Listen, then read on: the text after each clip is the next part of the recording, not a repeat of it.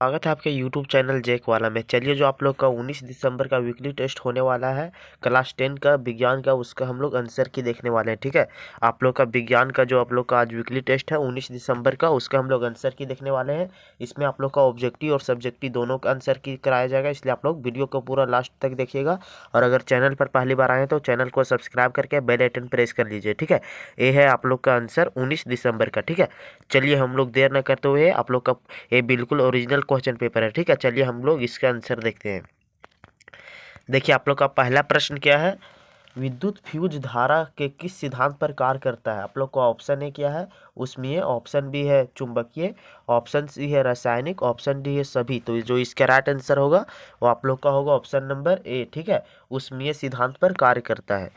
चलिए, अब आप लोग का दूसरा प्रश्न क्या है, देख लीजिए।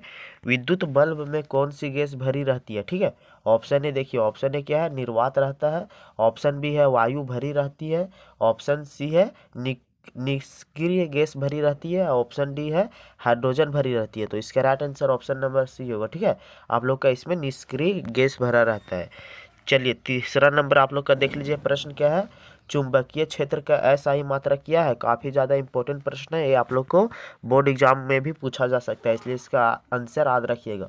ऑप्शन ए देखिए क्या है, बेबर, ऑप्शन सी बी है टेस्ला, ऑप्शन सी है फेराडे, ऑप्शन डी है इनमें से कोई नहीं। तो जो चुंबकीय क्षेत्र का SI मात्रक होता है वो क्या होता है, ऑप्शन नंबर बी होगा। ठीक है, टेस्ला होता है। चलिए, अगला प्रश्न देखिए, 4 नंबर क्या है, चुंबकीय क्षेत्र के प्रभाव में विद्युत धारा। ऑप्शन देखिए, ऑप्शन ए क्या है, ऊष्मा उत्पन्न करती है, ऑप्शन बी है आकर्षण बल उत्पन्न करती है, ऑप्शन सी है चालक पर बल उत्पन्न होता है, ऑप्शन डी है इनमें से कोई नहीं। तो इसका राइट आंसर आप लोग का क्या होगा, 4 का होगा आप लोग का ऑप्शन नंबर सी। ठीक है, इसमें बल उत्पन्न होता है। ठीक है, ऑप्शन नंबर सी बिल्कुल सही हो जाएगा। क्या होता है, इसमें बल उत्पन्न होता है। ठीक है, चलिए अगला प्रश्न देख लीजिए, आप लोग का 5 नंबर क्या है, खाना बनाते समय यदि बर्तन की तली बाहर से काली हो रही है तो इसका मतलब क्या है। तो ऑप्शन ए देखिए, ऑप्शन ए क्या है, भोजन पूरी तरह नहीं पक रहा है, ऑप्शन बी क्या है, ईंधन पूरी तरह नहीं जल रहा है, ऑप्शन सी है ईंधन आर्द्र है, ऑप्शन डी है ईंधन पूरी तरह जल रहा है। तो इसका जो राइट आंसर होगा ऑप्शन नंबर बी होगा। ठीक है, ईंधन पूरी तरह से नहीं जल रहा है। चलिए 6 नंबर देखिए, आप लोग का प्रश्न क्या है, देख लीजिए 6 नंबर प्रश्न क्या है, सूर्य के प्रकाश की उपस्थिति में क्लोरीन हाइड्रोजन के साथ किस प्रकार की अभिक्रिया करती है। ऑप्शन ए देखिए, यह यौगिक में हाइड्रोजन का योग करता है, ऑप्शन बी है यह यौगिक में हाइड्रोजन एक ऑक्सीजन परमाणु का योग करता है, ऑप्शन सी है यह यौगिक में हाइड्रोजन परमाणु का प्रतिस्थापित करता है, और ऑप्शन डी क्या है, यह द्विआबंध और त्रिआबंध एकल बंध में तोड़ता है। तो इसका आंसर आप लोग कमेंट में करिएगा। ठीक है, हम यहाँ पर सभी का आंसर नहीं बताएंगे, आप लोग 6 का आंसर कमेंट करिएगा। चलिए 7 नंबर प्रश्न देख लीजिए क्या है, पेंटेन कितने संरचनात्मक समावयी समय है। ठीक है, समन्वय है। ठीक है, ऑप्शन ए देखिए, ऑप्शन ए है 2, ऑप्शन बी है 3, ऑप्शन सी है 4, ऑप्शन डी है 5। तो इसका राइट आंसर आप लोग का ऑप्शन नंबर बी होगा। ठीक है, 3 समावयी समावयता है। ठीक है, चलिए 8 नंबर देखिए क्या है, आनुवांशिकता के जनक कौन है। तो आनुवांशिकता के जनक ग्रेगर जॉन मेंडल है। ठीक है, ऑप्शन नंबर सी बिल्कुल सही हो जाएगा। चलिए 9 नंबर देखिए, प्रश्न क्या है, मनुष्य में कौन से क्रोमोसोम के मिलने के बाद बालक का जन्म होता है। तो जो पुरुष का वाई, ठीक है, पुरुष का वाई और महिला का एक्स, पुरुष का वाई और महिला का एक्स। तो देखते हैं पुरुष का वाई और महिला का एक्स किस ऑप्शन में है। तो आप लोग का ऑप्शन नंबर सी में है। ठीक है, पुरुष का वाई व स्त्री का एक्स। चलिए अब आप लोग का अंतिम नंबर ऑब्जेक्टिव प्रश्न है, उसके बाद हम लोग सब्जेक्टिव देखेंगे। ठीक है, देखिए क्या है, क्या हुआ जब मेंडल ने मटर के पौधे दो लक्षण जैसे लंबाई और बौनापन के बीच संकरण कराया। तो F1 में दोनों लक्षण समान दिखाई संख्या में दिखाई दिए, ऑप्शन बी है संतान ने दो लक्षणों का मिश्रण प्रदर्शित किया, ऑप्शन सी है F1 में केवल प्रभावी लक्षण ही दिखाई दिए, और डी क्या है, F1 में केवल अप्रभावी लक्षण ही दिखाई दिए। ठीक है, तो इसका भी आप लोग आंसर कमेंट करिएगा। हम हर वीकली टेस्ट में आप लोग का 2 क्वेश्चन छोड़ देंगे आपसे अपने से करने के लिए। ठीक है, नहीं तो हम यहाँ पर सब आंसर बता देंगे तो आप लोग फिर गलत करके आ जाइएगा, आप लोग फिर 40 में 40 लूट के आ जाइएगा। ठीक है, तो हम लोग अब देखते हैं, देर ना करते हुए हम लोग सब्जेक्ट के, और अगर अभी तक आप लोग वीडियो लाइक नहीं किए तो लाइक कर दीजिए और अपना डिस्ट्रिक्ट और अपना नाम कमेंट कर दीजिए। ठीक है, चलिए 11 नंबर देखिए प्रश्न क्या है, विद्युत परिपथों तथा साधित्रों में सामान्यतः उपयोग होने वाले दो सुरक्षा उपायों का नाम लिखे। ठीक है, चलिए इसका हम लोग आंसर देखते हैं। ठीक है, देख लीजिए आप लोग का क्या है, विद्युत परिपथों तथा साधित्रों में सामान्यतः उपयोग होने वाले सुरक्षा उपायों का नाम। तो पहला क्या लिखेगा, फ्यूज लिखेगा। ठीक है, और दूसरा क्या लिखेगा, भू संपर्क तार। चलिए अब हम लोग अगला प्रश्न देखते हैं। इसका आप लोग कॉपी में आंसर नोट करते चलिए। ठीक है, वीडियो को रोक कर नोट करते चलिए। पहला में क्या लिखिएगा आप लोग, फ्यूज लिखिएगा, और दूसरा में भू संपर्क तार। चलिए हम लोग अगला प्रश्न देखते हैं। हम लोग 11 नंबर का आंसर कर लिए। चलिए हम लोग 12 का प्रश्न देखते हैं क्या है, मेंडल के आनुवांशिकता के 2 नियम लिखे। ठीक है, चलिए इसको हम लोग आंसर देखते हैं।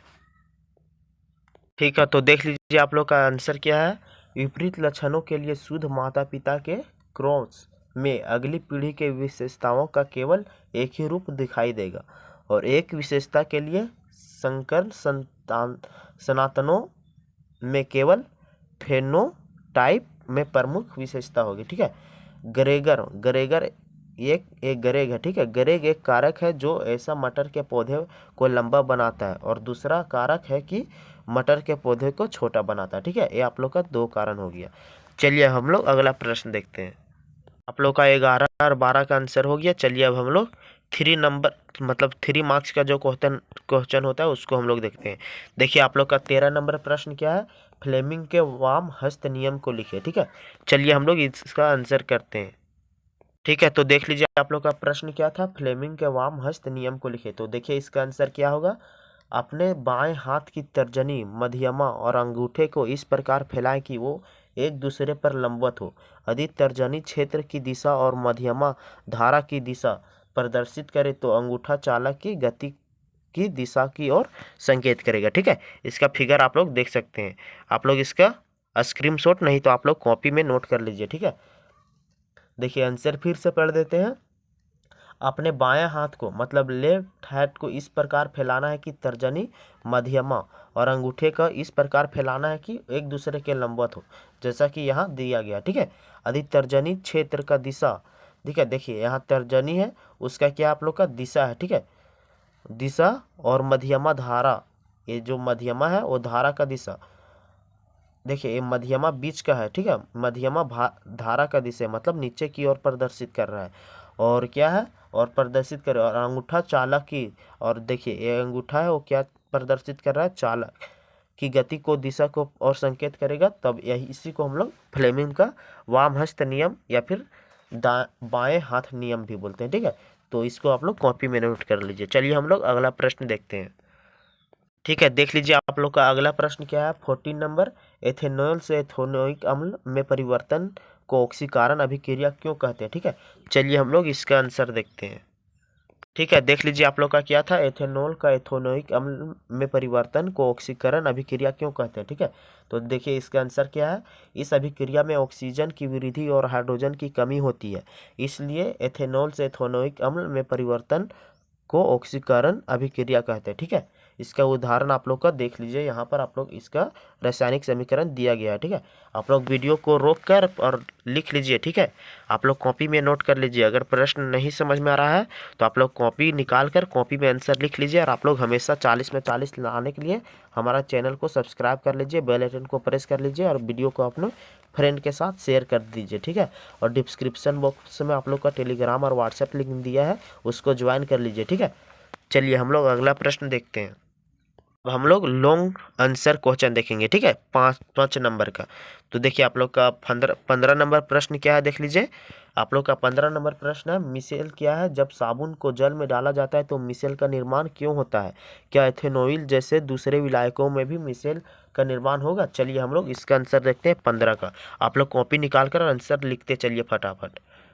तो वही था आप लोग का प्रश्न कि मिसेल क्या है, जब साबुन को जल में डाला जाता है तो मिसेल का निर्माण क्यों होता है, क्या एथेनॉइल जैसे दूसरे विलायकों में भी मिसेल का निर्माण होगा।